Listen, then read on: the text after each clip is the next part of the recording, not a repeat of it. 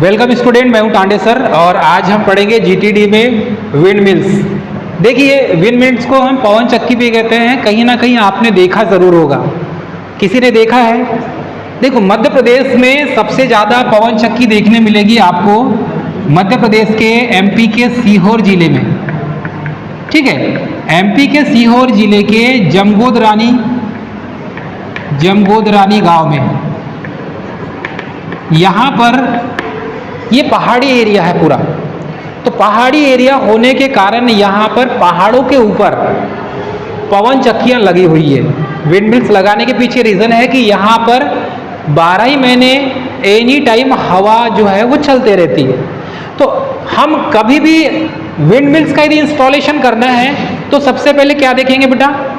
सबसे पहले देखेंगे कि ऐसा कोई क्षेत्र या ऐसा कोई एरिया जहाँ पर हवा की गति का वेग ज़्यादा हो।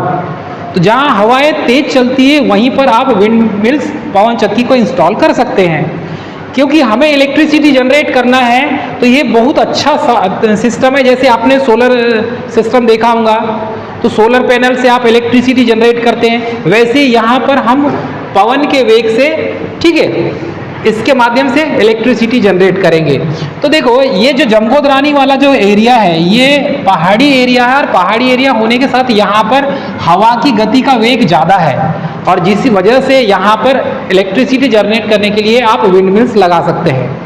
आप जब इंदौर जाएंगे तो इंदौर में आपको सबसे ज़्यादा, सीहोर जब जाएंगे जिला, वहाँ से इंदौर निकलता है, उस हाईवे रोड से आपको बहुत सारे ऐसे विंड मिल्स देखने मिलेंगे वाइट वाले। चलिए, अब ये बेटा पवन चक्की होती क्या है और पवन चक्की का यूज़ हम क्यों कर रहे हैं? तो देखो, आज के समय में रिन्यूएबल एनर्जी का सबसे ज़्यादा ट्रेंड चल रहा है, क्योंकि हमको पर्यावरण को भी बचाना है, पोल्यूशन को कंट्रोल करना है। ठीक है, हमारे पास इलेक्ट्रिसिटी जनरेट करने के बहुत सारे रिसोर्सेस होने चाहिए। हम कोयले से ही हमेशा बिजली बनाएंगे क्या?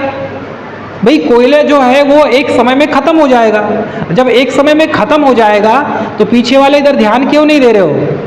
पीछे वाले, जब कोयला एक समय में ख़त्म हो जाएगा तब आप क्या करेंगे? तो आपको रिन्यूएबल एनर्जी पर काम करना होगा। तो रिन्यूएबल एनर्जी में विंड मिल्स भी एक ऐसा टॉपिक है जिसके माध्यम से आप इलेक्ट्रिसिटी जनरेट कर सकते हैं।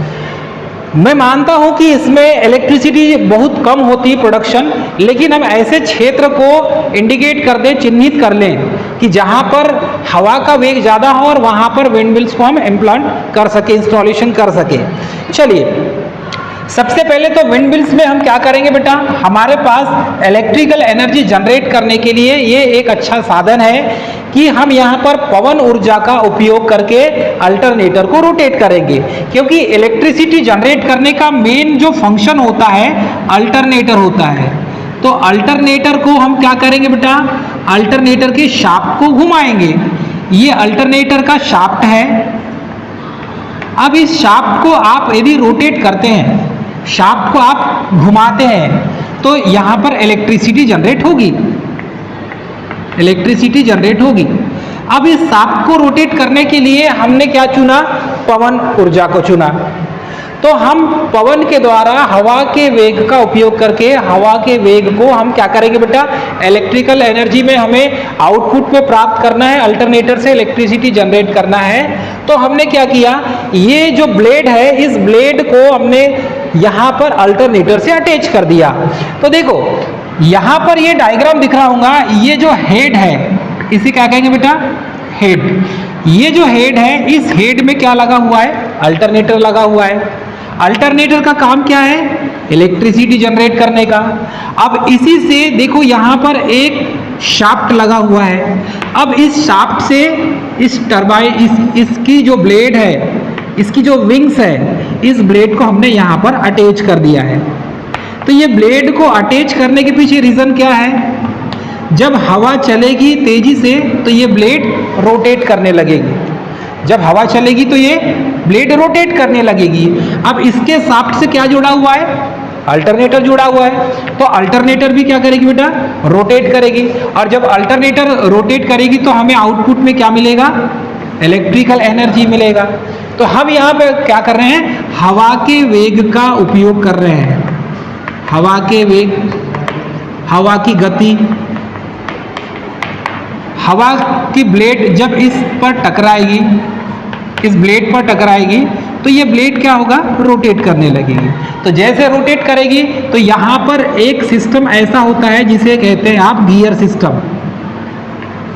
एक सिस्टम ऐसा होता है जिसे कहते हैं आप गियर सिस्टम।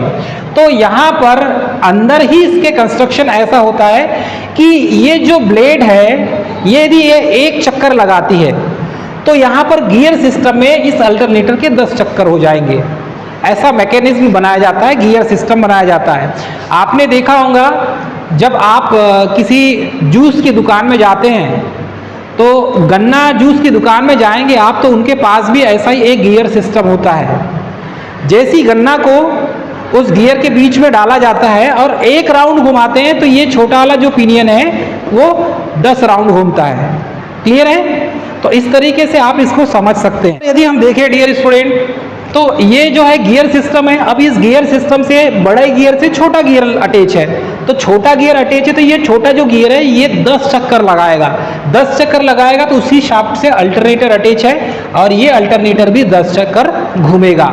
तो इस तरीके से हम यहाँ पर इस अल्टरनेटर को रोटेट करते हैं। अब देखो ये जो हवा का वेग है बेटा ये कम से कम कितना होना चाहिए, 12.5 किलोमीटर पर हावर होना चाहिए। मतलब कि 12.5 किलोमीटर प्रति घंटे की स्पीड होना चाहिए।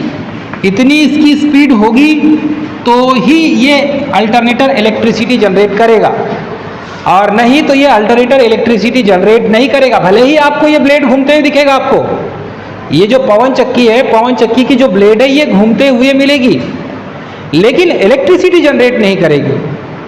अब इलेक्ट्रिसिटी जनरेट करने के लिए हवा का वेग कितना होना चाहिए, 12.5 किलोमीटर पर हावर, या फिर आप ये बोल सकते हैं, ये नीचे लिखा हुआ है 3.5 मीटर पर सेकेंड।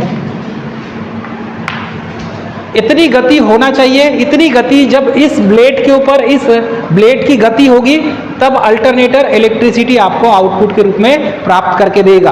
और इसके जो वायर सिस्टम होते हैं ये सीधे यहाँ पर एक पैनल बोर्ड होता है, इस बोर्ड में यहाँ से सप्लाई आउटपुट बाहर निकाला जाता है। तो ये जो है विंड मिल्स, इस विंड मिल्स की खासियत ये होती है कि ये जो ब्लेड है, ये ब्लेड हमको हवा, जिसे पवन ऊर्जा कहा जाता है, पवन ऊर्जा को ये यांत्रिक ऊर्जा में परिवर्तित करके देता है। तो पवन ऊर्जा को हमने कैसे किए, कन्वर्ट किए बेटा, इस ब्लेड के माध्यम से मैकेनिकल पावर में, मतलब यांत्रिक ऊर्जा में हमने इसको परिवर्तित कर दिया। अब यहां से इसी ब्लेड के साथ में देखेंगे तो इस ब्लेड के शाफ्ट से अटैच है अल्टरनेटर। तो अल्टरनेटर क्या करेगा बेटा, इसका काम क्या है, इलेक्ट्रिकल पावर जनरेट करने का। तो यही मैकेनिकल पावर यहाँ पर इलेक्ट्रिकल पावर में जनरेट हो जाता है। कैसे होता है, मैकेनिकल पावर किसको दी हमने, शाफ्ट को दिए। किसके शाफ्ट को, अल्टरनेटर के शाफ्ट को। तो अल्टरनेटर ने क्या किया, मैग्नेटिक फील्ड के बीच में, जब दो मैग्नेटिक फील्ड के बीच में किसी कंडक्टर को घुमाया जाता है तो उस कंडक्टर में फ्लक्स के कटने के कारण इलेक्ट्रिसिटी जनरेट होती है।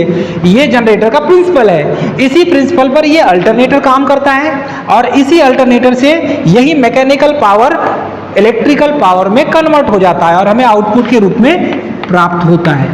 तो हमने इनपुट क्या दिया बेटा, मैकेनिकल पावर, और यही मैकेनिकल पावर का दूसरा प्रारूप क्या है, पवन ऊर्जा।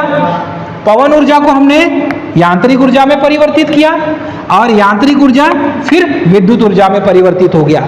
इस तरीके से इसको हम कन्वर्ट करके इलेक्ट्रिसिटी जनरेट करते हैं। अब यहाँ पर देखेंगे ये जो विंड एनर्जी है ये इनपुट के रूप में दिया गया, जो मैकेनिकल पावर डेवलप करता है। आउटपुट के रूप में हमें क्या मिला, इलेक्ट्रिकल एनर्जी, और यही इलेक्ट्रिकल एनर्जी से हमने क्या किया, इसको बाहर निकाला और इससे हमने छोटे लैंप, बड़े लैंप, बल्ब सब जलाया हमने। ठीक है, मतलब हमें पावर की रिक्वायरमेंट जब जब होगी तब हम यहाँ पर यही करेंगे। ठीक है, अब देखते हैं इसकी जो रिलायबिलिटी होती है बेटा, विश्वसनीयता बहुत कम होती है। ठीक है, इसकी विश्वसनीयता कितनी होती है, बहुत कम होती है। क्यों होती है, क्योंकि हमें ये नहीं पता, नेचर को हमें समझने में बहुत टाइम लगता है। नेचर को हमें समझने में इसलिए टाइम लगता है, कभी हवा की जो गति है वो कम होती है, कभी ज़्यादा होती है, कभी कम हो जाती है, कभी ज़्यादा हो जाती है। तो ये इसके कारण यहाँ पर जो है अल्टरनेटर, ये अल्टरनेटर कभी ज़्यादा घूमता है, कभी कम घूमता है, ठीक है। फ्रीक्वेंसी कभी ज़्यादा हो जाती है, कभी कम हो जाती है, तो फ्लक्चुएशन होता है, क्योंकि हम डिपेंड किस पर है, हवा पर, हवा के वेग पर, उसकी गति पर। तो यहाँ पर हवा की गति पर डिपेंडेंट होने के कारण इसकी रिलायबिलिटी जो है, विश्वसनीयता, ये कम है, क्योंकि हवा एक समय में, हर समय में एक जैसी गति उसकी नहीं होती, कभी कम कभी ज़्यादा होती है, इसलिए इसकी रिलायबिलिटी भी कम होती है। सेकेंड में देखेंगे तो प्लांट की जो रनिंग कॉस्ट है ये सबसे कम है। रनिंग कॉस्ट का मतलब ये है, इस प्लांट को आपने लगा दिया, इसको चलाने के लिए हमें किसकी आवश्यकता होती है, हवा की, और हवा हमें क्या मिल रही है, अरे फ्री में मिल रही है, इसीलिए इसकी जो रनिंग कॉस्ट है ये क्या है बेटा, बहुत कम है। जैसे कि यदि मैं कोयले से जब बिजली बनाते हैं थर्मल पावर प्लांट में, यदि मैं उसकी रनिंग कॉस्ट के बारे में पूछूं तो क्या होगा, ज़्यादा है। क्यों है, अरे हमें कोयला चाहिए उसमें, जब तक कोयला जलाएंगे नहीं तब तक पानी गर्म होगा नहीं, तो हमें उसमें रनिंग कास्ट उसमें क्या मिलेगी, आपको ज़्यादा मिलेगी। लेकिन विंड मिल्स में बेटा रनिंग कास्ट कम मिलेगी, क्योंकि हवा हमें फ्री में मिल रही है। उसके बाद विंड की जो स्पीड होती है उसका डायरेक्शन है, ये वोल्टेज और फ्रीक्वेंसी को चेंज करता है। जैसे कि देखेंगे विंड की गति और उसकी दिशा बार बार चेंज होंगे, स्पीड भी चेंज होगी, उसके डायरेक्शन भी चेंज होगा। पता चला कि कभी उत्तर दक्षिण में से हवा आ रही है, फिर पश्चिम में हो गई, तो डायरेक्शन चेंज हुआ ना, तो उसको, इस ब्लेड को शिफ्ट करने में भी टाइम लगेगा। तो जब शिफ्ट किसी चीज़ को किया जाता है तो उसकी स्पीड क्या हो जाएगी, कम हो जाएगी। तो यहाँ पर भी वैसा ही है, विंड की स्पीड, हवा की जो गति है, उसका जो दिशा है वो चेंज होती है, तो इस अल्टरनेटर का वोल्टेज भी और फ्रीक्वेंसी भी चेंज होता है। क्लियर है, समझ में आ रहा है। अब यहाँ पर देखेंगे कांस्टेंट वोल्टेज यदि हमें प्राप्त करना है, इस अल्टरनेटर से हमें कांस्टेंट वोल्टेज प्राप्त करना है, तो हमें करना क्या होगा, हमें करना होगा ये जो ब्लेड है इस पिच को, इसके पिच को हमें चेंज करना होगा टाइम के अकॉर्डिंग। हमने देखा कि हवा इस दिशा में चल रही है, तो हमें क्या करना पड़ेगा, इसकी पिच को चेंज कर देंगे, चौड़ी कर देंगे, रोटेट, ये पिच जो है ब्लेड इसकी रोटेट होती है, इसकी ब्लेड कैसी होती है, रोटेट होती है। तो इसको क्या कर देंगे बेटा, हम इसके पिच को चेंज कर देंगे, तो क्रॉस सेक्शन एरिया बढ़ जाएगा, तो हवा की गति हवा को ज़्यादा तेजी से काटेगा।